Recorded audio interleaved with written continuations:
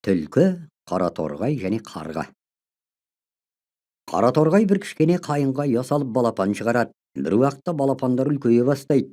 Бірде қайыңның қасынан өтіп бара жатқан түлкі биіктегі ұяны көреді, бірақ бойы жетпейтін болған соң қараторғайды алдап соғуды ойлайды.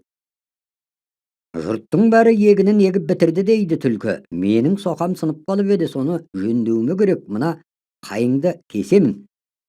Кеспе деп жалбарынады қараторғай. Балапандарым әлі ұша алмайды, қайда қоямын оларды?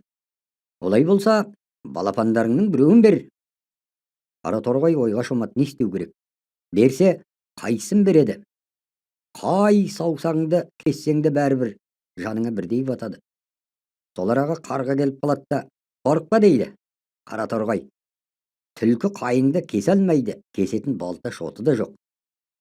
Менің балтам мынау деп түлкі құйрығын бұлғаңдатады. Онымен түкті істей алмайтынын қарға біледі. Қане, кесе ғой ендеше. Қулығын өткізе алмаған түлкі енді қарғаға өшігеді.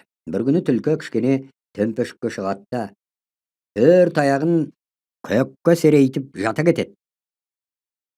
Қарға өлген түлкі екен деп қасына келіп шоқи бастайды. Ақыл көйім түстің ба қолға деп түлкі шап беріп ұстап алады. Қазір сазайыңды тартқызамын.